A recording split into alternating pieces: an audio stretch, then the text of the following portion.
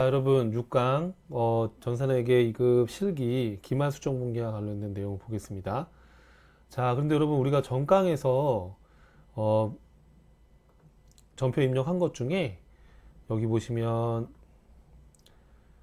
바로 이전 강에서 자, 소모품 구입했을 때 자산으로 처리하라고 했었죠. 그래서 여기 해답에도 소모품이라고 되어 있는데 요거 제가 소모품 B로 입력했더라고요. 그렇죠? 그래서 요건 당연히 소모품으로 바꿔주시고 입력을 하면 되겠습니다. 여러분들 이렇게 바꿔주실 수 있으시죠? 네, 이렇게 바꿔주시고요.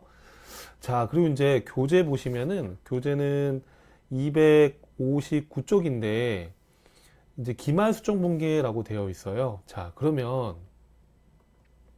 우리가 학계잔액 시산표를 한번 열어보면 이 학계잔액 시산표 12월 31일자 시점에서 조회한 이 숫자는 수정 전 학계잔액 시산표죠. 그렇죠? 자, 그럼 이걸 가지고서 우리가 기말에 해야 될 것들이 있잖아요. 그걸 분기화를 한번 해볼게요. 자, 260쪽에 보시면 260쪽 1번 문제 보시면은 12월 31일 날 학계잔액 시산표 상에 현금 가부족 14만 6천 원은 정리분계를 하라고 되어 있죠. 그러니까 내용을 알 수 없다는 거예요. 그럼 여러분 이때 우리 어떻게 하기로 했었죠? 자, 이런 경우에는 우리가 어떻게 하기로 했어요? 자, 현금가 부족은 남아있으면 안 되죠. 결산할 때 현금가 부족 없애주고, 그렇죠, 잡손실로 정리분계를 해주시는 거죠. 자, 요거 입력을 먼저 해볼게요. 하나하나씩.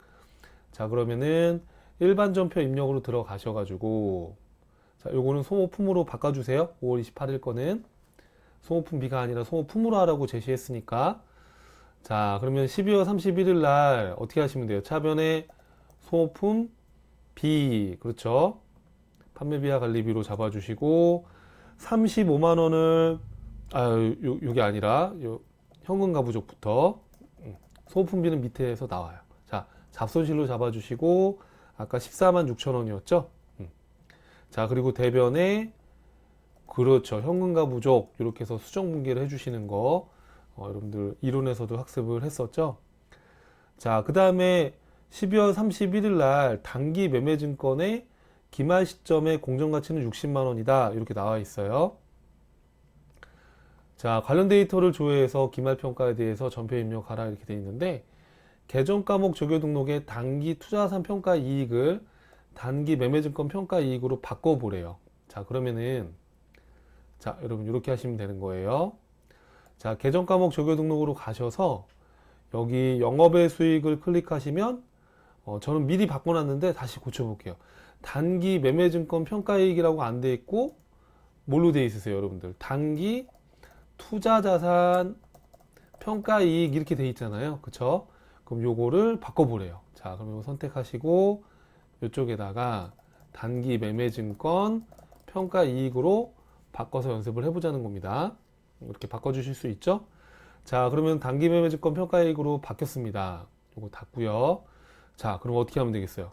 자, 학계잔액 시산표를 열어보니까 여기 보니까 단기 매매증권이 최종 장부가가 얼마로 돼 있어요?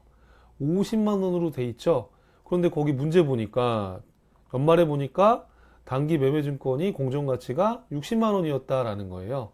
그러면은 10만 원만큼 단기 매매증권 자산이 증가했고 단기 매매증권 평가 이익으로 인식을 해야 되는 거죠. 그렇죠?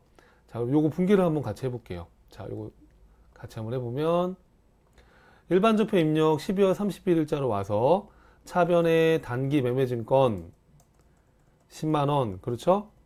자, 또 대변에 단기 매매증권 평가 이익 10만원 이렇게 해서 분기해 주시면 되는 겁니다. 자, 또 어떤 문제가 있어요, 여러분? 자, 밑에 보니까 자, 세 번째 12월 31일 날 우리 소모품으로 자산으로 기록을 했었잖아요. 그죠? 5월 28일 날.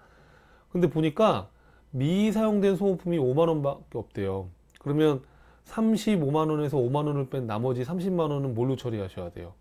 그렇죠. 소모품 B로 하셔야 되는 거죠. 이해되시죠? 자, 수정전 시산표를 한번 열어볼까요? 자, 수정전 시산표를 열어봤더니 소모품이 35만 원으로 되어 있죠. 근데 기말에 보니까 5만 원만 남아 있다는 거예요. 그러면 우리는 어떻게 하면 됩니까? 우리 교재는 260쪽 하고 있습니다. 그럼 차변에 소모품비 이렇게 비용 처리해 주시면 되죠. 판매비와 관리비로 처리해 주시고, 자, 30만 원인 거죠. 자, 그리고 대변에는 어떻게 하면 되겠어요? 그렇죠. 소모품 자산을 감소시켜 주시면 되는 겁니다. 이해하시겠죠, 여러분? 자, 그 다음 문제입니다. 여러분, 그 다음 문제는 여기 지금 오타가 좀 있는데, 이렇게 좀 문구를 바꿔주세요. 자, 12월 31일 날 단기에 발생한 이자 수익이 7,500원 있대요. 그러면은, 어떻게 해야 돼요? 우리가 발생주의에 따라서 현금이 들어오진 않았다 할지라도, 이자 수익을 인식하고, 자, 우리 수익을 예상해서 하는 거 뭐예요? 그렇죠. 미수 수익으로 잡아주시는 거예요. 이해되시죠, 여러분? 자, 그러면은 요거 입력 한번 해보겠습니다. 차변에 미수 수익. 자, 금액이 얼마라고 돼 있어요? 7,500원. 자, 대변에 그렇죠. 이자 수익 7,500원 이렇게 해서 기말 수정 공개하면 되는 거예요. 자, 넘겨보실까요, 여러분? 261쪽이네요. 자, 그 다음에 또 무슨 문제가 나와 있을까요? 자, 우리가 지금 하고 있는 건 기말에 해야 되는 기말 수정 분계에 대해서 하고 있는 거 맞죠? 자, 12월 31일 날 장기 차입금에 대해서 단기 발생한 이자 비용이 13만 3,200원이래요. 근데 아직 지급해야 될 날짜는 도래하진 않았대요. 자, 지급을 안 했다 하더라도 발생주의에 따라서 비용을 예상한 거니까 차변의 이자 비용 그리고 대변에 그렇죠. 미지급 비용 이렇게 비용을 예상해서 기록해 주는 거 기억나시죠? 자, 그러면은 차변의 이자 비용. 자, 거기 261쪽 보시면은 13만 3,200원. 자, 대변에는 뭐라고 하면 돼요? 그렇죠. 미지급 비용 부채의 증가 13만 3,200원 이렇게 잡아주시면 되겠네요. 자, 그 다음 문제 볼게요. 자, 그 다음 문제 6번입니다. 12월 31일 기말 상품 재고액 1,500만 원인 경우에 관련 데이터를 조회해서 매출원가 대체 분계를 하라고 되어 있어요. 자, 수정전 시산표를 한번 열어볼게요. 수정전 합계잔액 시산표를 열어보시면, 자, 여러분 여기 상품이 지금 금액 잔액이 얼마 있죠? 2,760만 원이 있어요. 자, 요 상품을 더블 클릭해 보시면 이거는 기초 상품 1,250만 원하고 단기에 매입한 부분을 포함한 금액입니다. 그렇죠, 여러분? 그러면 2,760만 원에서 그렇죠? 자, 여러분 요거를 한 번 더 조회하면 이렇게 소모품 정리된 거, 그다음 미수 수익, 우리가 수정 분계한 것들은 바로 또 조회가 됩니다. 반영이 됩니다. 자, 그래서 아까 조회하기 전이었어요. 이제 분계한 것들은 바로바로 반영이 돼요. 자, 그럼 상품이 지금 2,760만 원인데 거기 문제에 보니까 여러분 기말 상품이 1,500이라고 했으니까, 자, 여기 보시죠. 기말 상품 재고액이 1,500이라고 했으니까, 자, 합계잔액 시산표를 확인해 봤더니 2,760만 원인데, 그러면 기말에 1,500을 빼게 되면 얼마예요, 여러분? 나머지 금액이 1,260만 원이죠? 이거는 뭘로 처리한다? 상품 매출 원가로 처리한다는 거예요. 우리가 상품을 팔았을 때 그때그때마다 매출원가 처리하는 게 아니라 기말에 일괄 처리한다고 했었잖아요. 자, 근데 여러분 이제 우리가 이 회계 프로그램에서는 이 상품 매출원가에 대해서는 우리가 직접 이렇게 입력을 할 때에는 5번의 결차, 6번의 결대로 입력해야지만 손익계산서에 제대로 나타나게 돼 있어요. 그래서 뭐 큰 의미가 있는 건 아니고요. 프로그램 기능이니까 요거는 좀 기억해 주세요. 다른 건 우리 하던 대로 하면 되는데 요 매출원가에 대한 분계는 결차와 결대로 입력을 해야지만 또 반영이 제대로 되기 때문에 요걸로 입력해 주세요. 자, 그럼 한번 해볼까요? 자, 그러면은 일반적표 입력으로 들어가서, 자, 어떻게 하면 돼요? 여러분 5번에 여기서 이제 9분에서 5번 눌러주시면 결차라고 뜹니다. F2번 눌러서 상품 매출 원가 이렇게 비용으로 처리해 주시는 겁니다. 금액이 아까 얼마였죠? 교재 보시면 1,260만 원이었습니다. 자, 5번에 결대라고 해주시면 상품 이렇게 해서 1,260만 원 결대죠. 결차가 아니라 6번입니다. 자, 상품 1260만원 이렇게 해서 기록을 해주시면 되는 거예요. 자, 그 다음 문제 볼까요? 자, 7번입니다. 퇴직금 추계액이 120만 원이다 이렇게 했어요. 기존에 설정된 충당부채 잔액은 없어요. 그럼 우리 어떻게 하기로 했었죠? 퇴직금 현금으로 나갔을 때 비용 처리하는 게 아니라 퇴직금을 추정해서 그해 발생한 퇴직급여 비용을 퇴직급여, 대변의 퇴직급여 충당부채 이렇게 기록하기로 했었죠. 그리고 이제 퇴직했을 때 퇴직금을 지급했을 때는 충당부채를 상환한 걸로 하기로 했었죠. 자, 우리 결산할 때 퇴직급 추정액을 퇴직급여 비용으로 처리해 주시는 겁니다. 자, 그럼 어떻게 하시면 돼요, 여러분? 자, 차변 3번 눌러주시고 퇴직급여라고 비용 처리해 주시면 되는데, 자, 우리 판매비와 관리비에 해당하는 건 여기 구분되어 있죠. 800번대 코드를 씁니다. 자, 그래서 이 금액이 얼마라고 했었죠? 120만 원이라고 했었죠. 자, 또 대변에 하시면 대변은 어떻게 하시면 돼요? 퇴직급여 충당부채. 그렇죠? 퇴직급여 충당부채로 인식을 해주시는 거예요. 그 다음 문제 볼까요? 자, 차량 운반구에 대한 감가상각비 80만 원이다. 전표 입력해봐라 라고 했어요. 자, 그러면 어떻게 하면 돼요? 차변에 감가상각비, 대변에 감가상각 누계액. 자, 근데 여러분 이 누계액 조회해 보면 똑같은 명칭으로 여러 개가 뜹니다. 이때 주의하실 것들이 있어요. 자, 차변에 감가상각비. 자, 감가상각비. 자, 우리 제조기업이 아니니까 판매비와 관리비로 구분하고요. 자, 금액이 얼마였죠, 여러분? 80만 원. 자, 그리고 대변에 뭐라고 하면 되죠? 감가상각 누계액인데, 자, 여러분 거기 문제 다시 보시면 차량 운반구에 대한 누계액이니까, 여러분 여기 보시면 차량 운반구와 관련된 감가상각 누계액은 209번이잖아요. 기기장치는 207번이고, 뭐 건물은 203번이고, 자, 이렇게 관련된 계정을 쓰셔야 되는 거예요. 알겠죠? 그래서 차량 운반구와 관련된 209번으로 반드시 입력을 해주셔야 돼요. 자, 그 다음에 또 다음 문제 보겠습니다. 자, 9번이네요. 12월 31일 관련 데이터를 조회해서 대손 충당금은 매출채권의 잔액의 1%를 설정하기로 했답니다. 자, 그러면 이제 한번 조회를 해봐야 되는데 어떻게 하면 될까요? 자, 합계잔액 시산표를 한번 열어서, 자, 수정전 합계잔액 시산표죠. 자, 여기 보시니까, 자, 외상매출금의 지금 잔액이 여기 얼마죠? 5,870만 원. 그렇죠? 그럼 여기에 곱하기 1%.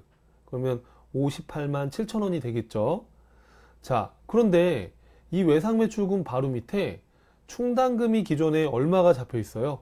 24만 원이 잡혀 있으니까 58만 7천 원에서, 그렇죠? 5,870만 원에 1% 곱한 58만 7천 원에서 24만 원을 빼게 되면 34만 7천 원이 추가로 보충해야 될 금액이네요. 자, 그래서 여기 보시면 요 잔액에다가 1% 곱하고 요 금액에서 충당금이 있던 잔액을 빼면 나머지 차액을 추가로 설정해야 되는 것이죠. 그래서 그 금액을 대손상각비, 대손충당금으로 해서 잡아주는 겁니다. 자, 그럼 한번 입력을 해볼까요, 여러분? 자, 12월 31일 날 차변에 대손상각비 얼마인가요? 대손상각비 34만 7천 원이죠. 자, 이렇게 입력하시고, 자, 대변에 대손충당금. 자, 이때 감가상각 누계액과 동일해요. 똑같은 명칭이 여러 개가 나오지만 외상매출금에 대한 거일 수도 있고 받으러옴에 대한 거일 수도 있잖아요, 여러분. 그렇죠? 그럼 여기서는 뭐예요, 여러분? 외상매출금에 대한 거니까 109번 코드 번호를 사용하셔야 되는 겁니다. 자, 그 다음 문제 보실까요, 여러분? 자, 이제 몇 개 안 남았습니다. 자, 10번이네요. 12월 31일 소득세 비용이 1년치가 13만 2,060원이 발생됐대요. 이제 세금은 개인 소득세 같은 경우에는 그 다음 연도 5월 달에 납부하거든요. 그러면은 지금 현금이 나가지 않았다 하더라도 우리 사업과 관련된 소득세가 지금 이 금액이 발생됐으니까 12월 말일자에 기말수정 공개를 하는 겁니다. 차변의 소득세 비용 132,060원 대변에 미지급세금 이렇게요. 자, 이것도 입력 바로 해볼게요. 차변에 소득세 비용, 자, 얼마라고요? 132,060원이네요. 자, 대변에 미지급세금 132,060원 이렇게 해서 분계를 해주면 되는 거죠. 자, 우리가 지금 뭘 한 건가요, 여러분? 기말 수정 분계를 한 겁니다. 그렇죠? 자, 그럼 기말 수정 분계를 한 다음에 이렇게 또 조회를 해보시면, 자, 여러분 시산표가 바뀌었죠. 외상매출금 바로 밑에 1%가 충당금이 설정됐고요. 또 미수수익도 인식됐고, 또 현금가부족은 잔액이 없어졌네요. 또 상품은 1260만 원어치 없어지면서 매출원가가 됐기 때문에 1500만 원으로 잔액이 남아있죠. 소모품도 30만 원이 없어지고 5만 원이 남아있게 됩니다. 또 더불어서 여기 지금 감가상각 누계액도 반영됐고요. 또 여기 매출원가, 또 퇴직급여 충당부채도 보이고 미지급 비용도 반영이 됐네요. 그렇죠? 자, 그리고 여기 단기 매매증권과 관련된 평가이익도 반영이 됐네요. 우리 현금가부족 잡손실도 반영이 됐네요.